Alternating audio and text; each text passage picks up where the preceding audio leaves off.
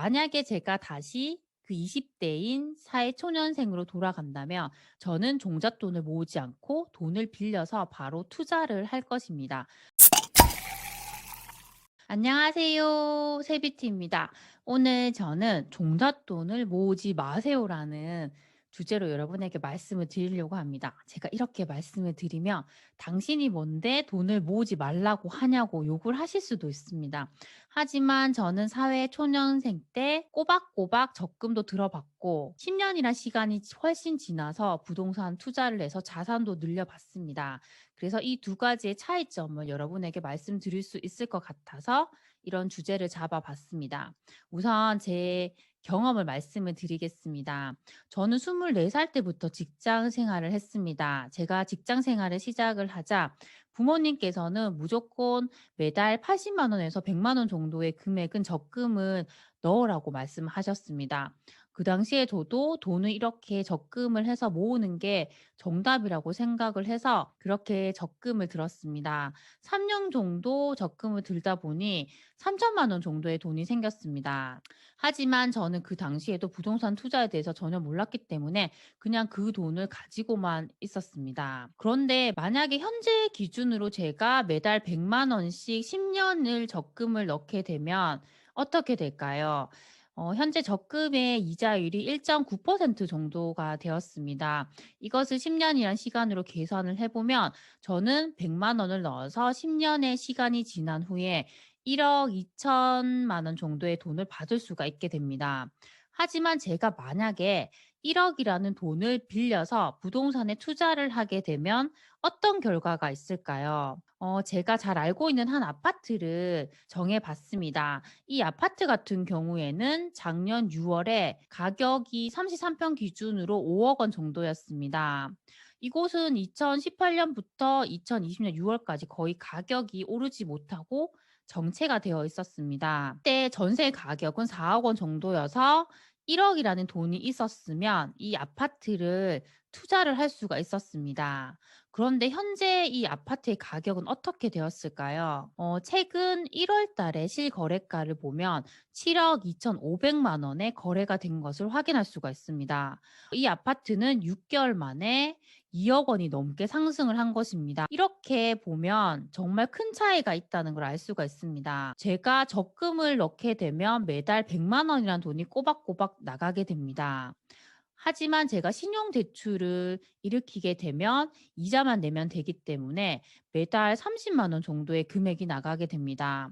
이것을 부동산에 투자를 했을 때 2억 원이 넘는 수익이 생기게 된다는 것입니다. 물론 본인의 사정에 따라서 세금 관계도 있고 이 돈을 전부 가질 수는 없지만 그래도 세금 부분을 제외하고 단순히 비교를 하더라도 정말 큰 수익을 낼 수 있다는 것을 알 수가 있습니다. 저는 정말 제가 사회생활을 한 지 10년이 훌쩍 지난 시간이 되어서야 이런 방법이 있다는 것을 알게 되었습니다. 만약에 제가 사회생활을 시작했던 그 어린 나이에 이런 방법을 알았다면 저는 훨씬 더 빠르게 자산을 늘려갈 수 있었을 거라는 생각이 들었습니다. 물론 이렇게 착실하게 적금을 넣어서 목돈을 만들 수도 있습니다. 하지만 만약에 내가 목돈을 만들어서 투자를 하겠다는 분이 있다면 저는 정말 말리고 싶습니다. 예전에 저에게 상담을 받았던 분 중에 한 분은 몇 년 동안 돈을 모아서 투자를 하겠다고 하시더라고요. 그래서 저는 그분에게 그 방법은 좋지 않은 것 같다고 내가 정말 공부를 해서 확신이 드는 곳이 있다면 신용대출이라도 일으켜서 그 물건을 빨리 잡는 것이 더 좋을 수도 있다고 말씀을 드렸습니다. 왜냐하면 상승하는 아파트 같은 경우에는 그 가격이 그대로 있지 않기 때문입니다. 그 시간의 흐름을 따라서 계속 상승을 할 가능성이 훨씬 크기 때문입니다. 오늘 아침에 뉴스를 보니까 식자재 값이 계속 오르고 있다는 내용이 있었습니다. 특히 밀가루 가격이 많이 올라서 라면 값과 햄버거 가격이 오르지 않을 수 없다고 하더라고요. 이것을 보면 물가는 계속 이렇게 많이 상승해 간다는 것을 다시 한번 확인할 수가 있습니다. 제가 최근에 읽고 있는 책 중에 브라운 스톤님의 부의 인문학이라는 책이 있습니다. 바로 이 책인데요. 이 책에도 인플레이션에 대한 내용과 돈을 모으는 것과 돈을 빌리는 것과의 차이에 대해서 잘 나와 있어서 제가 한 부분을 읽어 드리려고 합니다. 이 책의 내용 중에 보면 원래 화폐라는 것은 금본위제 화폐였다고 합니다. 이 화폐를 은행에 주면 금으로 바꿔줬다는 것인데요. 이것이 미국에서 베트남 전쟁에 대한 그 전쟁 비용을 충당하기 위해서 금본위제를 결국에는 없애게 된다는 것입니다. 그래서 은행에서는 금을 갖고 있지 않으면서도 돈을 계속 찍어낼 수가 있게 되는 것입니다. 그 결과로 인해서 돈의 가치가 계속 하락할 수밖에 없다는 내용이었거든요. 그래서 이 책에서도 하는 말이 화폐라는 것은 가짜 돈이라는 말을 하셨습니다. 이렇게 돈을 마구 찍어내면 돈의 가치가 떨어져서 인플레이션이 오게 되는데 이런 시스템 하에선 돈을 빌린 사람이 득을 보게 된다. 실질 구매력이 높은 현재에 빌려서 실질 구매력이 떨어진 후일에 갚으면 되니까 앉아서 돈을 버는 것이다. 돈을 빌려서 실물 자산인 부동산에 투자한 사람은 더 큰 돈을 벌게 된다. 시간이 지나면 부동산 가격은 오르고 빚 가치는 떨어지기 마련이니 말이다. 바로 이런 게 자본주의 게임의 법칙이다. 여기서도 말씀을 하고 있듯이 돈의 가치는 계속 떨어지기 때문에 내가 지금 돈을 빌려서 투자를 하게 되면 이 돈의 가치가 떨어진 시점에 내가 돈을 갚으면 되기 때문에 그것도 이득이라는 말이거든요. 그래서 나는 앉아서 돈을 벌게 된다는 말입니다. 가짜 돈이 화폐를 모으려 하지 말고 진짜 돈이 리얼 머니를 보유해야 한다. 그게 부동산이고 주식이다. 자산 상승 사이클을 주목하고 바닥에 이르렀을 때 과감하게 빚을 얻어서 투자해야 한다. 주식이나 부동산 같은 자산은 상승과 하락 사이클을 몇 년간 그리면서 우상향한다. 따라서 바닥이라고 생각될 때 과감하게 빚을 얻어 투자하는 게 최고로 빨리 재산을 늘리는 첩경이다.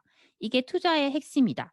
이게 자본주의의 게임에서 이기는 법이다. 이 책을 읽으면서 저도 정말 이 생각에 동의를 했고, 저도 정말 그런 경험을 했기 때문에 이 생각이 맞다고 생각을 하고 있습니다.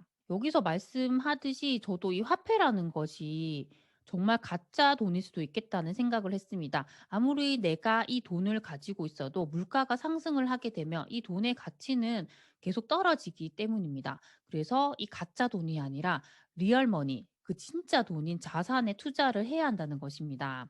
이렇게 투자를 하면 물가가 상승하듯이 내 자산의 가치는 계속 상승을 하기 때문인데요. 만약에 제가 다시 그 20대인 사회초년생으로 돌아간다면 저는 종잣돈을 모으지 않고 돈을 빌려서 바로 투자를 할 것입니다. 그래서 저는 아직까지 저보다 나이가 어리신 분들이 있다면 꼭 이렇게 생각을 바꿔보셨으면 좋겠습니다. 저는 이 세상이라는 것이 내 생각이 바뀜에 따라서 정말 달리 보인다고 생각을 하거든요. 그리고 그렇게 달리 보이는 곳에 새로운 기회가 분명히 있다고 생각을 합니다. 물론 이렇게 차곡차곡 적금을 들어서 내 돈을 모으는 것도 중요하지만 꼭 세상에는 그 한 가지 정답만은 있지 않다는 것을 꼭 아셨으면 좋겠습니다. 오늘 제 영상이 조금이라도 도움이 되셨다면 구독과 좋아요, 알람 설정 부탁드리겠습니다. 그럼 다음 시간에 만나요. 안녕.